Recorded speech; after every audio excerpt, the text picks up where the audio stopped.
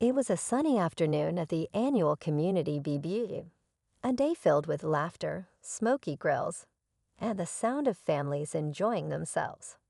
Among the crowd stood a quiet older man, keeping to himself near the picnic tables. Most people only knew him as Mr. Daniels, a friendly but reserved neighbor. But that peaceful vibe was about to shift. A group of bikers rolled in, loud and brash, their booming voices cutting through the cheerful chatter. At first, it seemed like they were just passing through, but soon their taunts turned toward Mr. Daniels. They laughed, poking fun at his age and quiet demeanor, convinced he was just another easy target. What they didn't know, the man they were mocking was no ordinary retiree.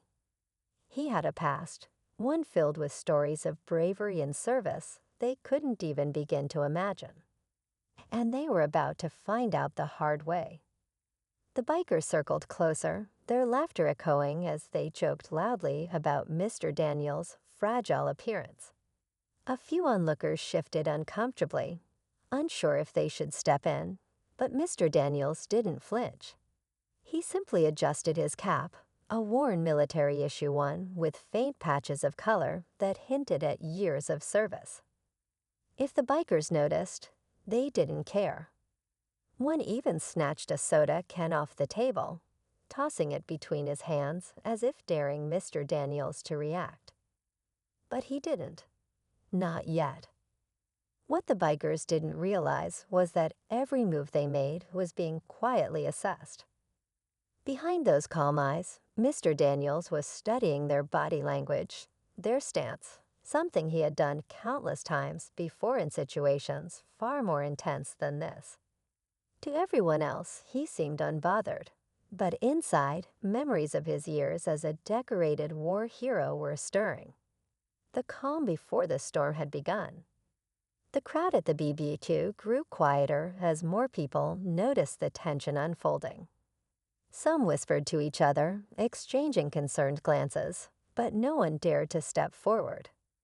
The bikers, emboldened by the lack of intervention, turned their teasing into light shoves, testing Mr. Daniels' patience. He still didn't react, though a subtle shift in his posture hinted at a readiness most wouldn't recognize.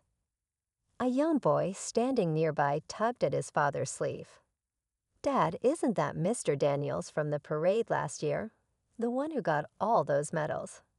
His father's face tensed, now realizing who the bikers were messing with. Meanwhile, one of the bikers, the leader by the looks of him, leaned in close, smirking. "What's wrong, old man? Cat got your tongue."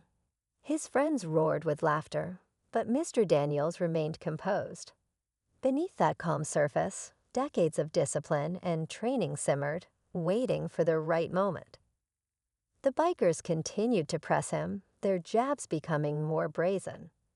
A few even started to nudge him, shoving him lightly, expecting him to buckle or snap.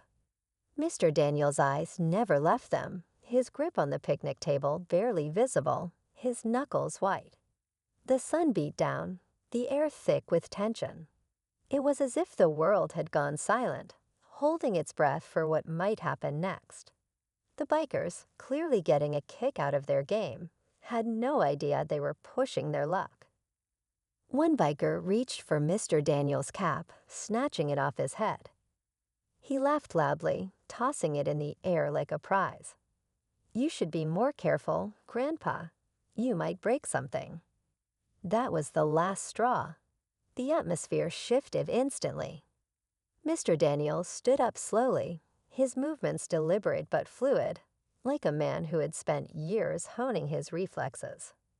The bikers watched, surprised by the sudden change, unsure of what to expect. They thought they were dealing with a frail old man, but now, something in his presence seemed different, something primal and powerful. The crowd, sensing the change, began to murmur. The quiet tension was almost unbearable. Would Mr. Daniels break his silence? Would the bikers back down, or had they pushed him too far?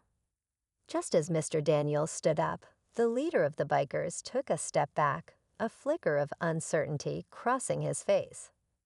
But before he could speak, a voice cut through the silence. "Is there a problem here, gentlemen?" The voice was calm, steady, but commanding.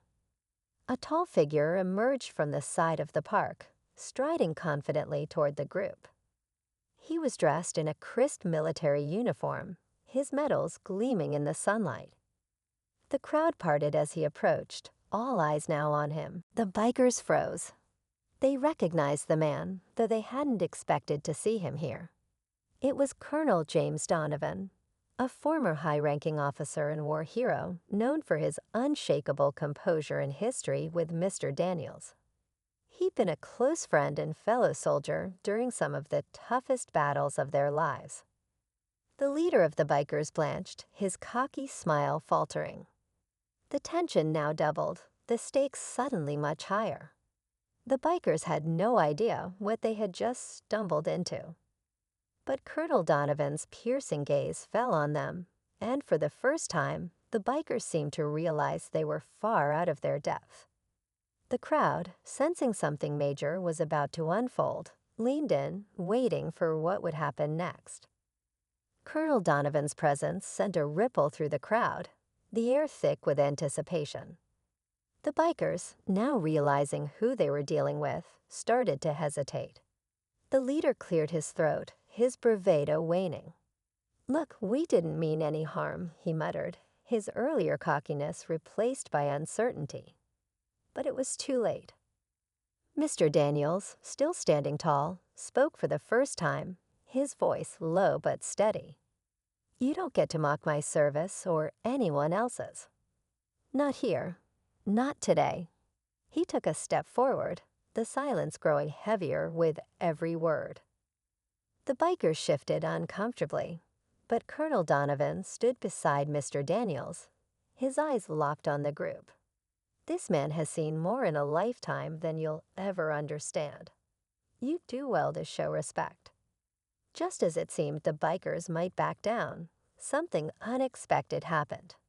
A voice, soft and hesitant, spoke from behind the group. "Hold up, guys." Everyone turned. Another man, wearing a leather vest and a bandana, stepped into the clearing. It was one of the bikers, but this time, his stance was different. His head was bowed, and the arrogance was gone from his eyes. I need to apologize," he said, his voice shaky. "I didn't know who he was." The crowd was stunned. The biker continued, his tone now sincere. "Mr. Daniels, Colonel Donovan, I didn't mean any disrespect. We were just messing around, but I can see now we were way out of line."